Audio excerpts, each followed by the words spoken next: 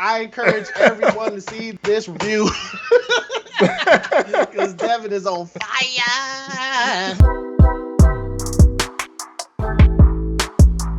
What's going on, everyone? Welcome to Mostly Wrong Opinions. I am Tyrone. That gentleman right there is Devin. And what we got for you today is our Kobe coin. Here's my Kobe coin. Is this what you're looking for, Tyrone?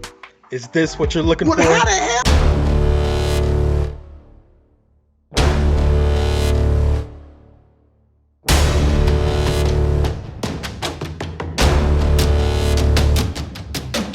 That's right. I got the Kobe coin now, Tyrone. And so for those of you that don't know, the Kobe coin is we flip the coin, and on one side we have one movie, the other side we have another, and we let fate decide which movie we choose. On this side, number 24, we're going to have Midsommar. Number 8, we're going to have The Big Lebowski. Number 8, Big Lebowski. 24, Midsommar. Let's see what we get. All right.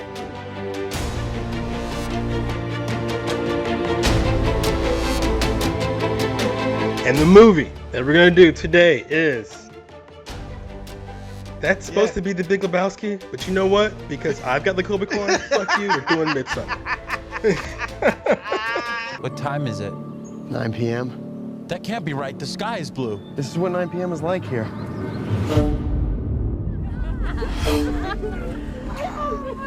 How long have you two been together? Just over 3.5 years. 4 years. Really? Yeah? What do you think? It's like another world. Tomorrow's a big day. Is it scary? What is it? It has special properties. What am I going through? We just need to acclimate. I don't want to acclimate. I want to go. So, Oh, yeah. Are Are you okay? Are you okay? To be. So, Do you need a minute? Do nah. you need a minute? wait. Yeah, there you go. No, it's like... Yeah. This movie stars Florence Pugh of latest fame of Black Widow. Go back and watch our Black Widow review after this. She killed this movie very, very, very well with her acting skills. Now, Oh yeah, there's a scene in particular that I think about where it's like a close up of her face, and she's completely conflicted about like what to do, and there's like a tear coming down off her cheek. It's like one long take, amazing. yeah, like Glory.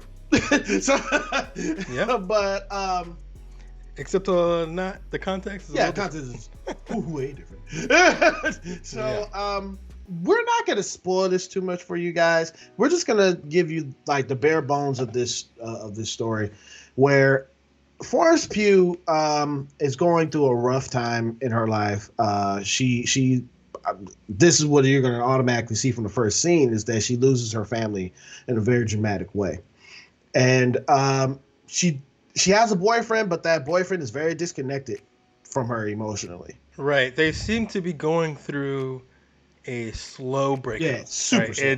They both confide in their friends that this relationship is not working, but to each other they try to make it work, and they try to. The niceties are still there, but clearly this is a bad relationship. Ain't working. Now, her boyfriend's played by who is it? Zachary what? Jack Rayner. Jack Rayner, yes. It's played by Jack Rayner. But his character's name is Christian. That's how I know. Yeah, Christian. So. And then you have the other friends there. The token black guy. Boy, was he token in this. Well, he wasn't that token because there were like some Middle Eastern people there too. But ultimately, like I think you're about to get to it. But ultimately, she's going through a really tough time, so she decides to take a vacation with her boyfriend because she was not invited. Again, her relationship is no good. But she goes on a vacation with her boyfriend to her boyfriend's friend's family farm in Sweden. Yeah, man.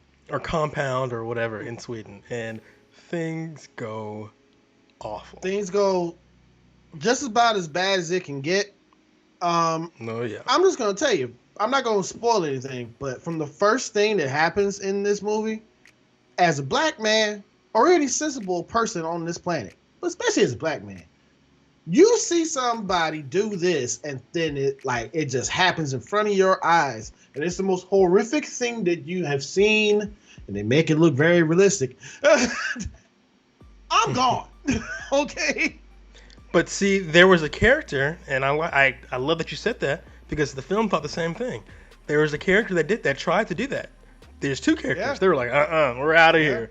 And things didn't wind up so great for them.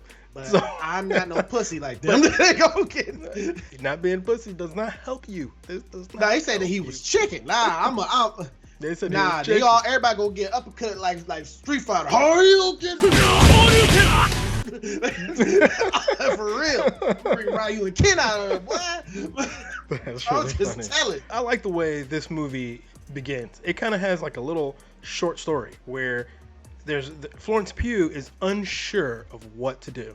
She's got these terrible emails from her sister, and she's like, oh, should I be worried, or is it okay? Is my sister being dramatic, or am I being dramatic?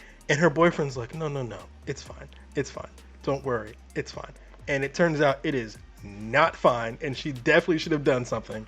And just that terrible horror. Like, she lets out this scream, it's like moan. Yeah. And it goes on, in my mind, it felt like it went on forever. I can hear it in my ears right now. Yeah.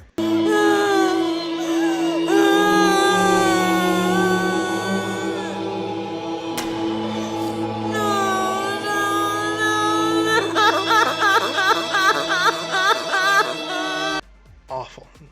The direction in this film, Ari did an amazing job of setting this camera up in so many ways. The camera itself told the story, not just the actors Or just the Yeah. colors. Like, this is the most colorful horror film I've ever seen. Because again, they go to Midsommar in Sweden, where the sun does not set, and that alone is so creepy and so strange. But it looks so nice and pretty the whole time, and you're like, what?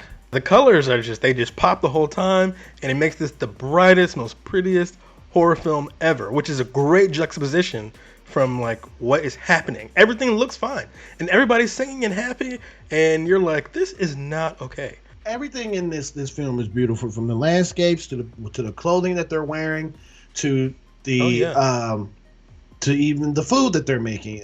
Everything is good.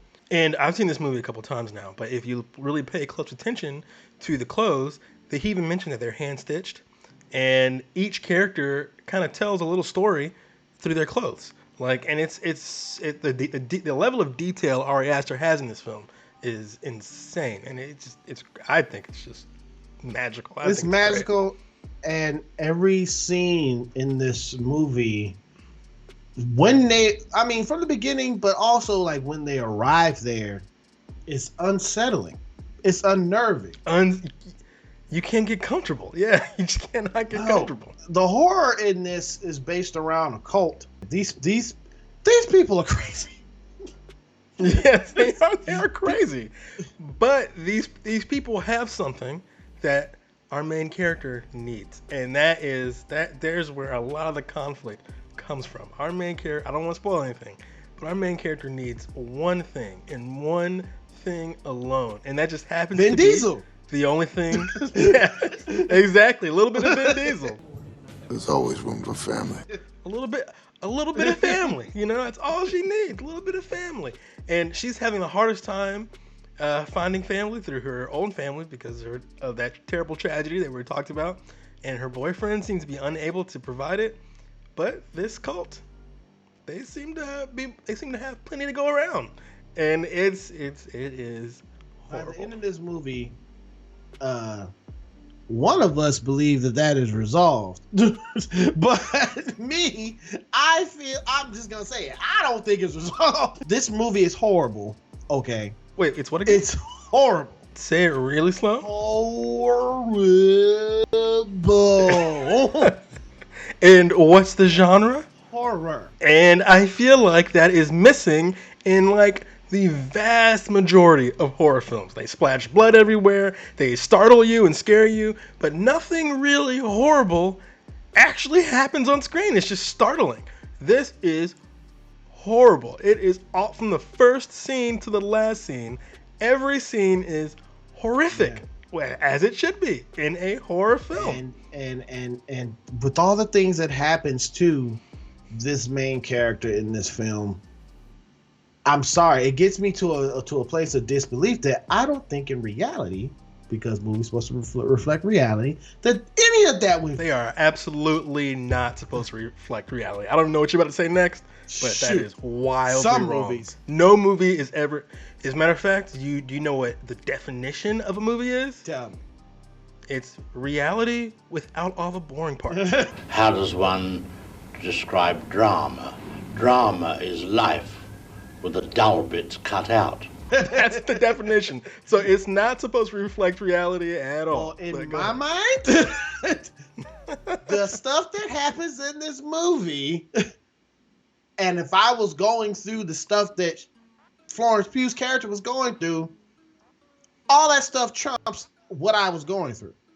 I'm like, and I don't need that kind of Vin Diesel. Okay. And to me, I think this adds another layer of horror on it.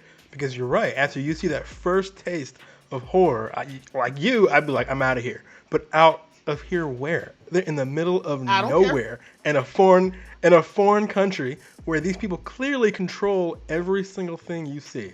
So, and there was a character. There were characters who thought that same way.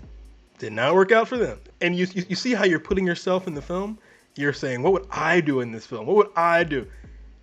So many. Did you do that with like Black Widow? No. You say Black Widow did this. Scarlett Johansson did that. You put yourself in this film. To me, I find that just to be amazing. That's like amazing filmmaking when you can kind of see yourself, and it's terrible to do it, but you can see yourself in the film. Now, I want to talk just really briefly about one of the things that makes this one of my favorite films. Again, I talk a lot about characters making decisions, right? I go on and on and on about it. Florence Pugh, she made this many decisions throughout the film.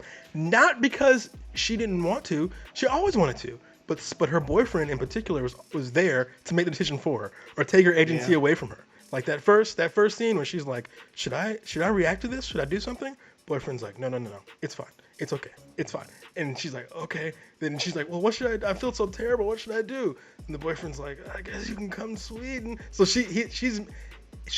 all her agency is stolen from her, and it is horrible. And in most films, they forget to give the characters agency, and what happens is the movie's horrible. But this one does it on purpose, and it's like a terrible, terrible carnival ride. All the actors in this film did an amazing job of making it believable because I was putting myself in the shoes of them. Mm-hmm. I don't know how to stress this to you guys that crazy is not the word to describe this thing. It is unsettling. I like your word unsettling.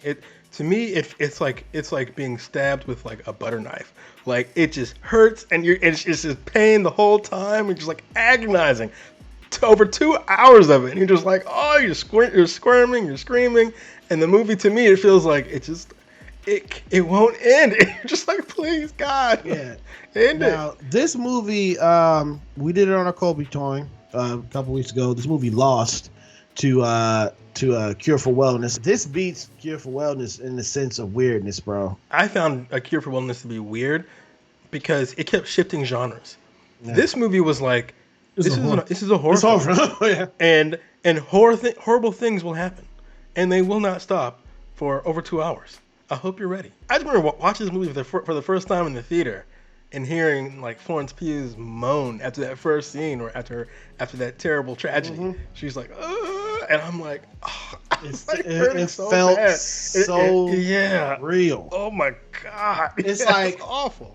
I don't want any no one should go through this type of pain. Like if you lose, no one should go through that. Something that's someone or something that's close to you, and you lose it in such a horrible way, and it's like they say paper cuts is the worst physical pain that you could have. Equivalent that to the sound of what she was making. Oh, it's terrible. And Ari Aster brilliantly just leaves the camera there. And she's just awful. She's just like, oh, screaming in agony. And the shot, again, it feels like it goes on forever. You're like, oh my, horrible. So people, we can rave on about this film, but I'm going to give my rating on this film because of how this film was shot, because of with the great acting of Florence Pugh and also the great acting of Will Poulter. They did amazing, and Yep. and the beautiful shots of what this director did. I have to give, as unsettling this movie is, I have to give this movie like an 8.5 to me. Yep, I completely agree with everything you said. I'm gonna give my rating too, and I'm gonna give it a 9. Because again, it's one of those movies that you can watch over and over again, and you'll catch more and more terrible things happening in the background. Terrible things with what they're eating. There's terrible things about what people are saying. There's an underlying context to it. It's one of those movies that the more you pick at it, the more you find. You're like, oh, there's more here. It's so dense, right? It's great. But I will say, while I like this movie a lot and I give it a 9, I cannot recommend this movie to most people because, like I mentioned earlier, most people, in my opinion, have no clue what a horror film is. They think a horror film, again, like I said, is like a boogeyman in the closet running around with a knife or something. This is not that. This is true horror. Every frame of this is horrific, and I don't think most people have grown up on like a diet of like Mike Myers, and this ain't that. Yeah, that's play stuff. Serious he is. This ain't that. No. No, this ain't that. You poor child. If you go in this movie thinking this is gonna be like Mike Myers, you're gonna be traumatized. Like for real, it's like if Mike Myers was on this in this movie, he wouldn't survive. He'd be gone. No, exactly. He wouldn't make it either. I mean, he'd be gone because it's like he would just leave. He would just look and be like, or could he? What is that? Yeah, exactly. Could he leave? Yeah. You're gonna have his foot sticking up out of the garden like that character. Oh, all right. Well, I gave it an 8.5, and Devin gave it a 9. That is our review for Midsommar. Check it out if you want to. Yeah, you gotta have the right stomach for it now. It's this true horror, so good luck. Yeah. I don't know why you invited us. That's why you look so guilty right now, because you know. We only do this every 90 years.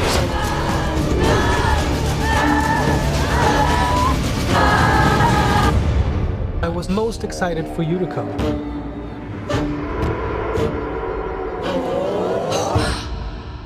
All right, the next film up is the film that's out right now. It is M. Night Shyamalan's Old. Whoa, who would leave this? From the hotel! They're so rusted!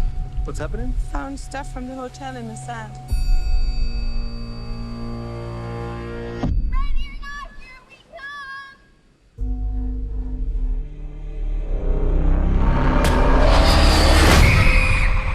M. Night has a long, lustrous career of the past 2 decades. He has a lot of films that's hit and miss. Yeah, he's very uneven.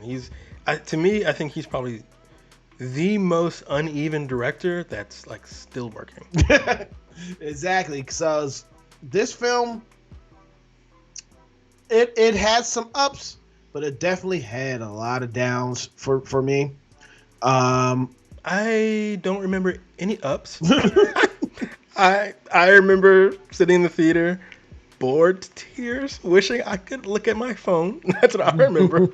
A family, they go on a retreat vacation. Seems like a lot of things happening on vacation these days. Yeah, that's true. And summertime, man. These are 2 perfect summertime horror films. Yeah. They go to this place and they think it's all nice and it's all good, and all of a sudden they get invited to go down to this beach side of this resort. A private beach. Private. You get there, but things start happening very, very quickly, and they figure out some things that people are starting to change.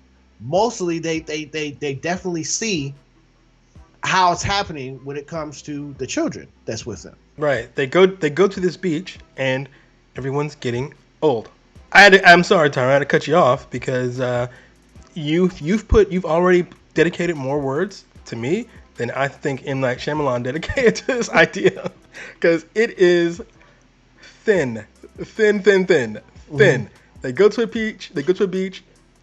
Everyone gets old, and the credits roll. That's it. Nothing else happens. At the end of every M. Night Shyamalan's film, there's always supposed to be a twist. This twist didn't do it for me at all. I don't think this was a twist at all. This wasn't a twist. This was just a reveal. Yeah, it was a reveal. It was a reveal, but most people would call it a twist because they'd be like, "Well, why is this happening? What's going on?" I feel like a twist recontextualizes the movie you saw, and nothing was recontextualized. They just explained it. That's it. It's just a reveal. I don't know. I feel like he hasn't really done a twist in a long time, like a proper twist where, like at the end of Sixth Sense, where the whole movie turns. You realize you watched a completely different movie than the one you thought you watched. Right? That's what a twist does. A reveal is just like, oh, okay. He just stuck all the exposition at the end in the last 10 minutes. Yeah. He just has things happen, and then he sticks all the exposition in the last 10 minutes, and then you're done. And you're like, also, oh, okay. People are explaining the things that are happening, like the actors are explaining it as like they're figuring this stuff out. Like his camera pans is going in a circle, and everyone's like taking a turn talking about what the issues is happening on the island between them. Can we talk about his camera for a second? Because I hated it. You hated his camera work? So in this film it didn't make any sense. So he's got an unmotivated camera, which is great for horror films, right? An unmotivated camera is a camera that just moves on its own. It's not following anything. It's just moving.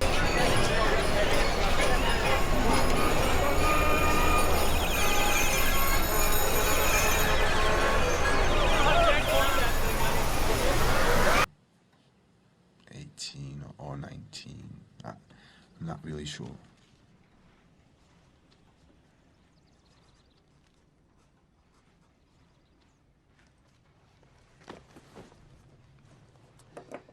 Well, I guess that should do it.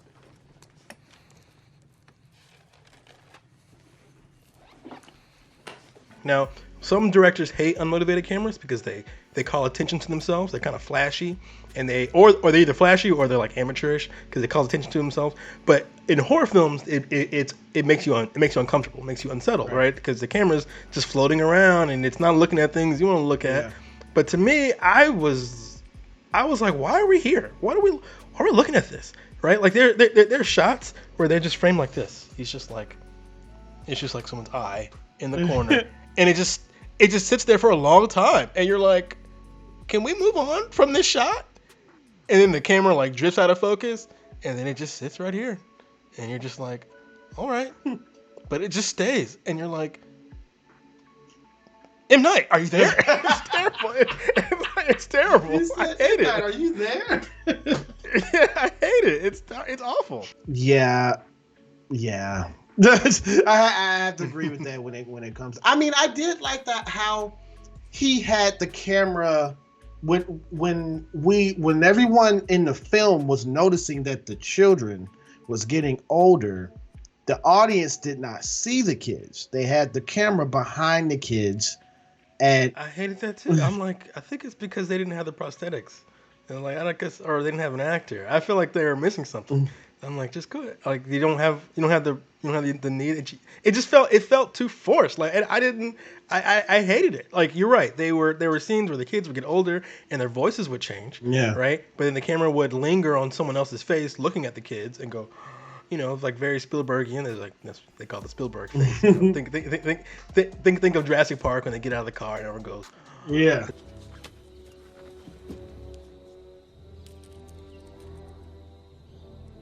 That's the Spielberg face, right? So it's like there's a lot of Spielberg face going on in there, and you're just like, okay, are you gonna? It made me anxious. I was just like, can you just like turn the camera, bro? Yeah, they're anxious in the bad way. Their voices changed with the children, but their minds kind of stood the same at a certain point. And as the kids actually got bigger and things start happening, there was an instance that happens between one character's child and another character's child, and as things when this island gets going, and it's really really fast, like in an instance, because it was explained in this movie that when a half an hour to an hour goes by, that's like a year. So it's like these two characters was in a tent, and by this time they were teenagers, and they weren't caring about whatever the heck is going on the outside. And what two alone teenagers do. Yeah, and I didn't understand any of that because we were supposed to understand them as 6-year-olds. So I'm like, did he just have a scene where 2 6-year-olds have sex? That is just tacky. That is tacky. This movie was tacky to me. I was like, oh, no taste. It's completely tasteless. And then the girl comes out and she's pregnant. She's got a pregnant belly, and I'm like, oh. And then there's another character because of this little 6-year-old girl, she's initially fangirling over this rapper that's there. And then the rapper, as she gets older, the rapper, he's like got his hand on her shoulder, and I'm like, this is supposed to be a 6-year-old girl. And I feel like they had her so she gets bigger, but obviously they didn't bring like a change of clothes, not really. So her clothes get tighter, so she's got heavy cleavage, and I'm like, this is supposed to be a 6-year-old. They tacky. Just M. Night Shyamalan explained that their minds grew faster with their bodies. It's nasty, bro. I can't believe he didn't have an editor. Oh yeah, that is true. I'm like, no one. Was there a woman in the writing room at all? Because I feel like a woman would be just anyone different from him would have been like, I don't think we should have this person who we understand as a 6-year-old be half naked throughout the whole film, have sex and have a baby. Like, that is just tacky. That is nasty, gross. And what makes it worse is I don't think M. Night's got bad taste. I think it's just a whoopsie-doo. It's a whoopsie-doo. Yeah, sometimes you just start writing and you're writing a cool scene and it's just. But this is also ends up adapted from a book. But how do you know he didn't just take that from the book? Like okay, compare it to It, right? They took out that whole crap about the girl in the movie. Yeah. In the movie It, there is in the book It, there is an orgy between a bunch of like 12-year-olds. And now to Stephen King's credit, he says he doesn't remember writing that scene because he was high as hell because he's a recovering drug addict, and he was like, I was coked out of my mind. I don't even remember writing it. There's a big old spider in that movie. He says he don't remember writing none of that stuff. But you're right. In It, they were like, yeah, we probably shouldn't have the kitty orgy happen in this film, so we'll cut that out. And M. Night was like, yeah, kitty orgy, hell yeah, put it in the tent. I'm like, oh, I cannot co-sign on that. And again, I don't think M. Night is necessarily a bad person. I think he just got ahead of himself, and no one was there to tell him something. I thought he was explaining. Yeah, you can explain it all you want. I don't care how you explain it. It's still two 6-year-olds having sex. I don't care. I don't care. Like that's what it is. You told me when this movie started. You told me this person's 6, and then later on, I'm supposed to when she's older, I'm supposed to understand that this character's 6 all the time. But when they're having sex, I'm not supposed to understand that. That is true because at the end, I just realized that at the end when they were. Well, I don't want to explain it, but I want to give it away if you're going to see the movie. But there's a person that asked the now adult version of the kids, about seeing their aunt, and then he said, "Wouldn't it feel strange if you get a call from your 6-year-old nephew that's saying that looks like he's 50?" Yeah, exactly. So in that moment, I'm supposed to remember he's 6. Yeah. But when he's banging another 6-year-old in the tent, I'm not supposed to? No. Yeah. M. Night? No. Let me tell you right now, any movie that's got kid sex, no. Yeah. this is a no. That's tacky. Yeah, that's wrong. This is tacky. wrong. That was a whoopsie. In the do. film, Right. That was a whoopsie. Do I didn't see it like that. And you know what's even a bigger whoopsie do? In my theater, I don't know what happened in your theater. In my theater, they burst out laughing. So I'm like, is this supposed to be a comedy, or is this supposed to be a horror film? Because people are giggling at your horror film. Did you giggle in Midsommar? Hell no. Were you like hee hee hee? No, you were like covering your eyes. But in this film, you're like giggling. That scene right there. If he cut that out, it would have been better. I still think this film would be terrible. But that to me moves the film into a level of tastelessness that I haven't seen in a long time. I couldn't believe it. Damn. I was like, damn. I was so shocked. Hey man, you just made me thought about it like in a whole different. This is the first on Mostly Wrong Opinions. I didn't see it in all that way, and now I'm like, yeah, that was bad. That was bad. And now, if you cut that scene, right, just set that scene aside, which is what I just had to do in my mind. I was just like, okay, let me put that aside. To me, the movie's boring because there's no conflict. The conflict is everyone gets old, and you know that from the trailer. And there's no other. That's it. They just get old. I mean, I guess that's full spoilers for the film because they just get old and then the credits roll. That's it. You're done. And it's 2 hours of them like, oh, I'm getting old, and you're like, yeah, you are getting old. Oh, look at my hand. It's older. I'm like, yep, that's it. That's what happens. Cut on the face. Oh, my eyesight. My eyes. I'm getting old. Yes, you're getting old. Oh, my ears. They're getting old. They're getting old. Yep. Oh my God. My bones. And then the cut. They're getting old. I'm like, yes, they're getting. I know. It's boring. And then the cut where it heals immediately. Like, someone gets cut, and then it's like, oh, you're cut. It's gone. It's old. And I'm like, the movie's called Old. I know you're getting old. Can you please move on? It's like if this were a Spider-Man film, right? It's like a Spider-Man gets bit, and he's like, oh, I can stick to a wall. That's 1 hour. 2, oh, I can shoot webs. I'm like a spider. 3, oh, I've got a sense. Spider. See, like, I know. It's in the title. Move on. Let's go. Let's move on. Oh, I've got the strength of a spider.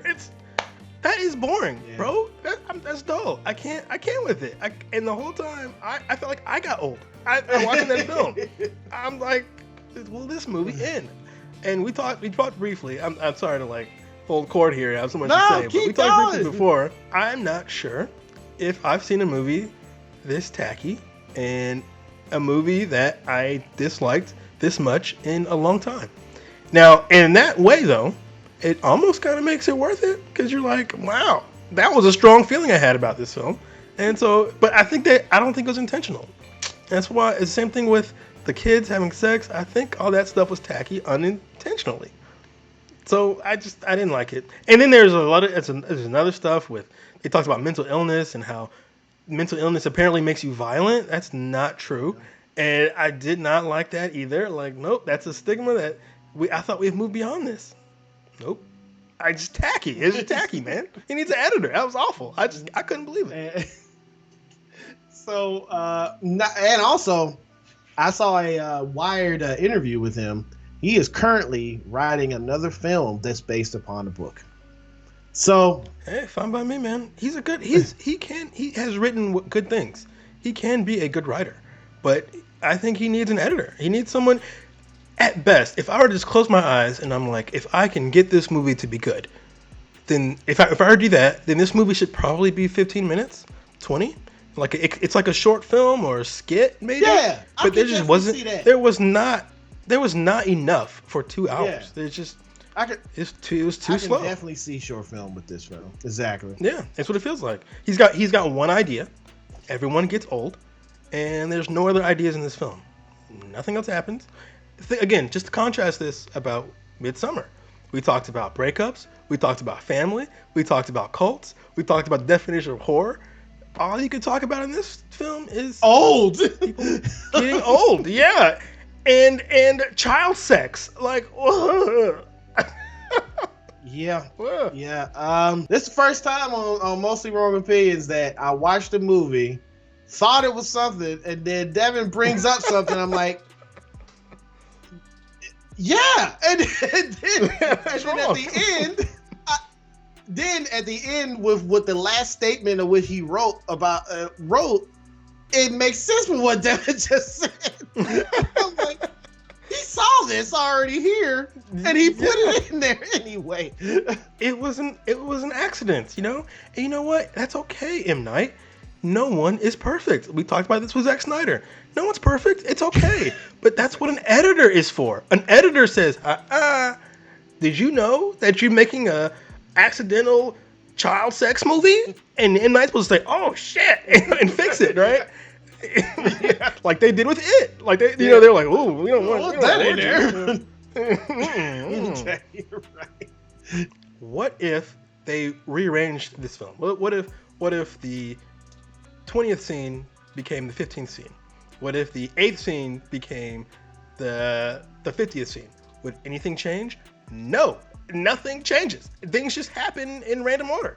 Like there's a character that climbs a wall, and you're like, okay, what if she climbed earlier? Would anything? Nope. What if she climbed later? Anything? Nope. And the result would have been the same of what happened to her. Exactly. That tells me that he wrote this movie. He said this happens, and then this happens, and then this happens, and then this happens. The worst thing you can write in a story is and then. You don't want and then. You want because of. You want this happens, and because that happened, this happened, and because that happened, this happened, and because that happened, this. It's got to be a domino. Things have to knock each other down. On it today, boy.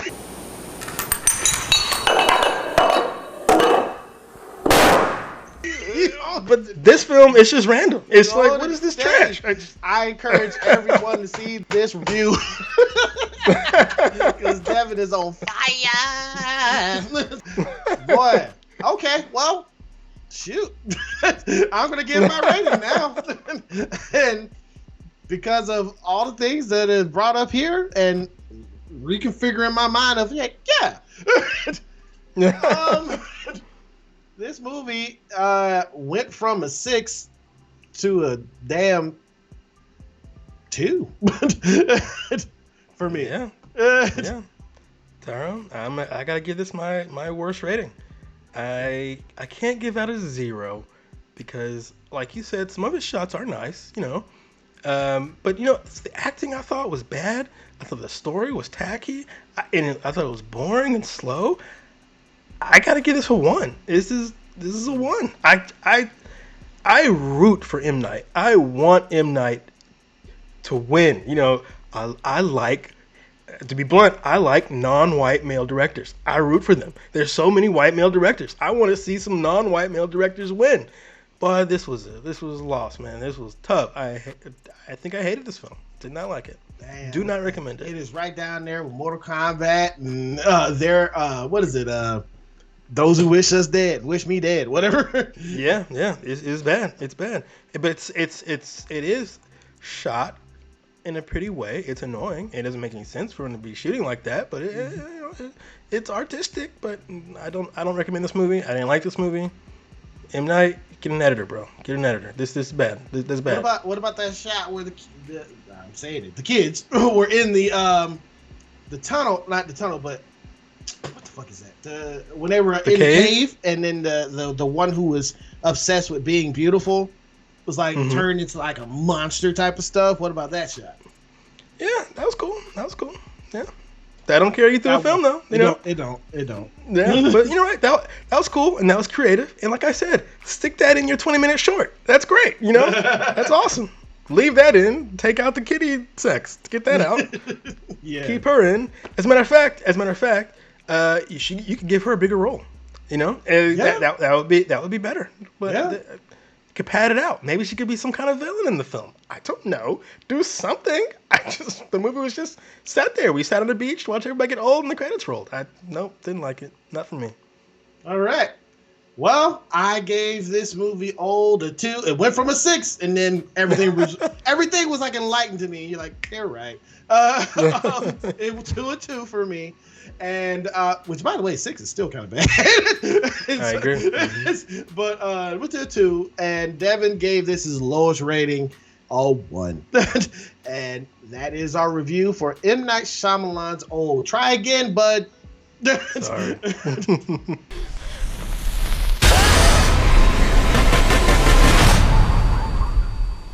That is our show.